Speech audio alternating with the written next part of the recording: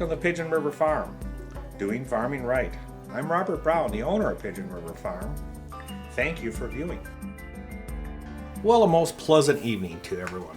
I wanted tonight to talk to everybody about a need for change. One of the things I see going on in the farming industry for most of my career is it's been getting more and more dire. We've had a situation here where we see such a stark comparison. Industrial farming versus regenerative or organic or natural farming. We have been on the losing end of it. The regenerative style farming methods has been in a losing position for decades, and it's been slowly getting worse and worse. You realize that we've had over 80 years of the USDA taking care of farming and making direction. Well, that is not necessarily a good thing. We all benefit a little bit from these magic texts that come in from the federal government, but the reality is they're dictating. The they is the DC lobbyists that manipulate our politicians, no matter which party it is. And that has set the stage for a situation that I think is extremely bad. We've depleted our soil. We have health conditions. All of us have health conditions that even if you even have a small amount of processed food, it seems like it has a negative coefficient. So one thing that I see we need to look at is change. And we have an unusual situation here. And this is not a partisan thing. It's just an observation. I see 2025 as possibly the bridge forward to a new start in agriculture. And I'll put it squarely on the benefit of RFK Jr. There is an advocate for healthy food, healthy lifestyle, and the only way we're going to have healthy food is if we produce it ourselves. After this 80 plus years of policies of simply drawing down everything we can possibly do with the soil, every possible chemical, and then once the product is actually put into the food production, then it's filled with chemicals and processed beyond recognition to the point that it is unhealthy. Why? I've traveled some throughout the world, and it's quite astonishing when you get to other areas outside of America and you see people that are thinner, healthier, and overall doing better. And I'm thinking, how? We have got all the technology in the world. We were blessed with this such fertile farmland. Yet we're going backwards. Well, it's strictly detrimental farm policies. These farm policies have led in a situation where we have depleted our carbon content in the soil by 50 to 70%. It is very, very serious. When you do a soil sample, everybody I know is going backward unless you use regenerative style methods.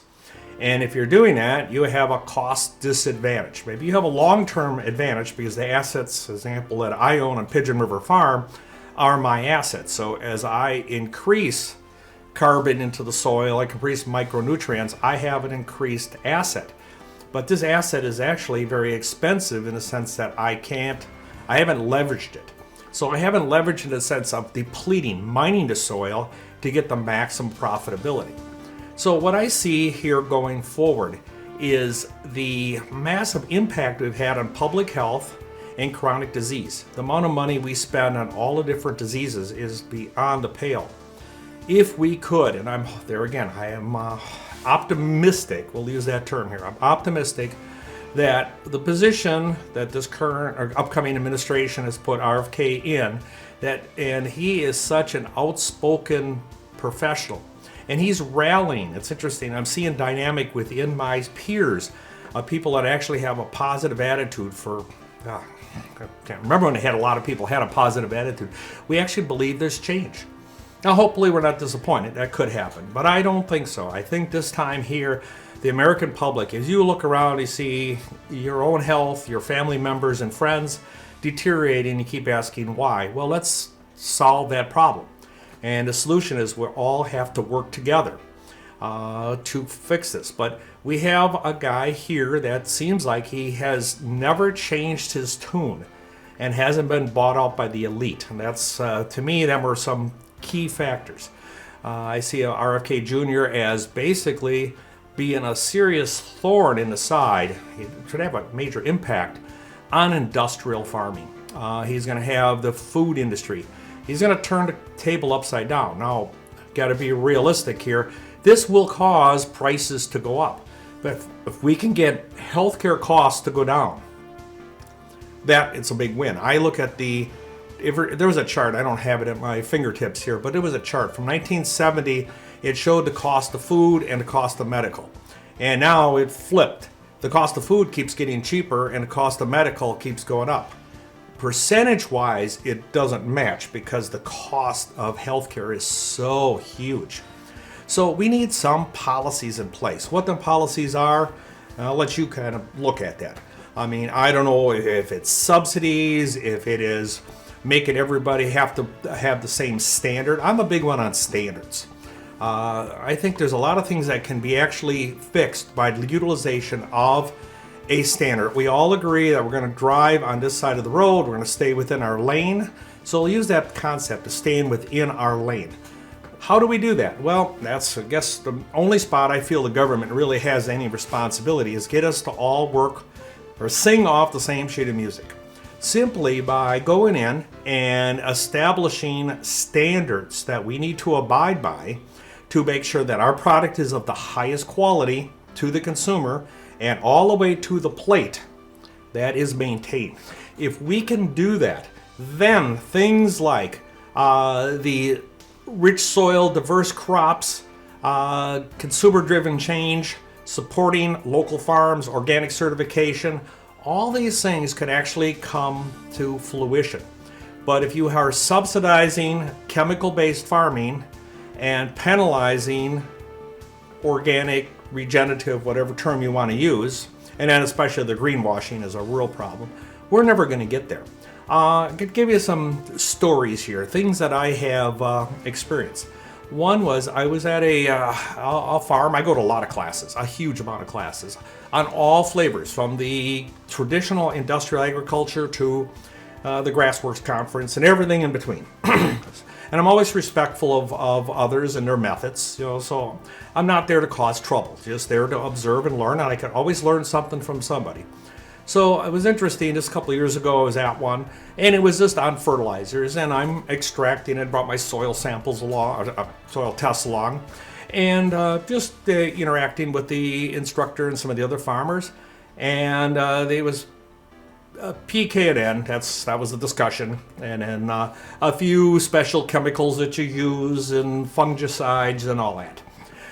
But I, silly, asked the question about micronutrients and livestock health and how important I felt that was. Oh my gosh, that was a mistake.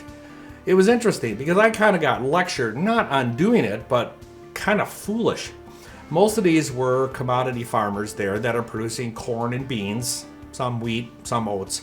And what they're doing is, where are they going to make a nickel? If they put in micronutrients, the very thing that keeps us healthy, all these specialized things that have been mined out of the soil, if they go and replace them, where's the return on investment? They don't make a penny more on a bushel of corn than if they put it in or not. And they don't see the value that it's going to grow, the soil's going to be healthier. None of that, it seems to be a factor.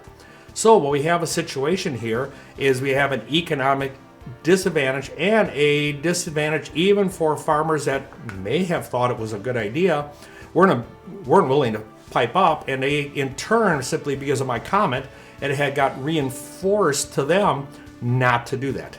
Strictly deal with the chemical fertilizers and we will be more profitable. That's always the storyline. So what we need to do is we need to change that mindset and the tools. So I guess all of us, one of the things I can see here moving forward is observe very closely and maybe interact with what's going on with RFK Jr. and his position and on health. Because health is a wide subject, but the health specifically we need to look at is if we look at regenerative model. In other words, we are going to put back into the soil, into our livestock, more than we take out. If we can do that across the board, but that's going to take real genuine policies. And the responsibility of you, not only supporting your local farm, But calling your legislator, no matter what the flavor is, call them up and hold them to task and make sure that they're looking at this correctly. There isn't some lobbyist that is making you unhealthy because they can make more millions and billions and so on. It is so interesting, the whole billionaire thing, and we hate certain ones and we love other ones, and it's goofy. In a capitalist society, you're going to have rich and you're going to have poor, just the way it works out. The alternative, it doesn't look real good. I know quite a lot about that, so that's not necessarily an option.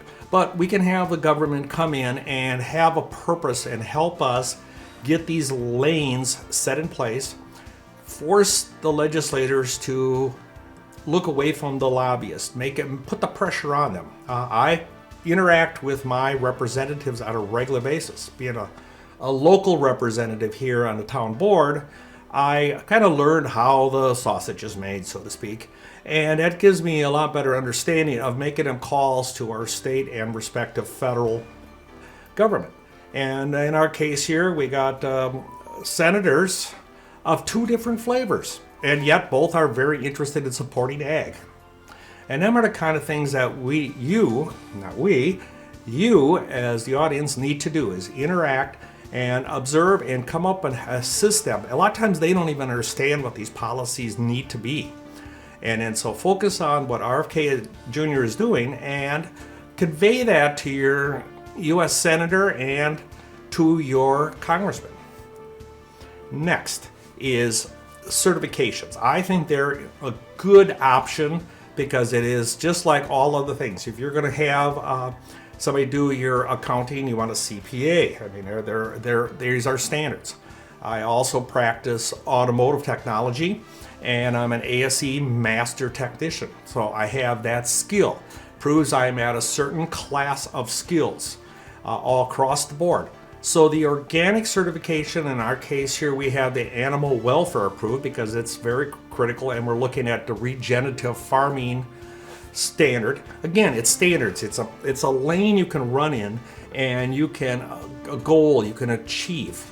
Now, we'll go on and get a college degree. That's a credential, and it's in a certain discipline. Well, that's what we need to have in the agricultural industry. We need to have some kinds of standards. Not the payola model that currently is in place, but it actually things, and if you are more clever, sharper, more intelligent, got a better idea, have the right network, you'll win because you now know what the lane is. There's not picking, the government isn't picking winners and losers, you're just establishing the lanes we ride in. There you can actually go forward and actually become an entrepreneur. And think about all the opportunities here above and beyond just the farming, but the whole food distribution system. Instead of having the great big, huge conglomerates, imagine having your own healthy restaurant, a mobile food source.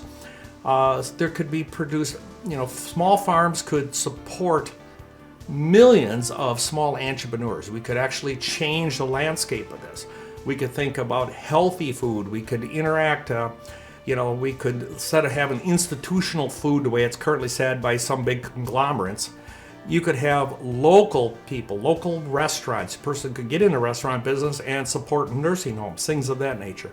But again, we need to get it down to the soil level. From the soil level, the certifications to say, hey, this is the lane we're going to be in, all the way up to that distribution. There's a lot to be changed. 80 plus years is a long time.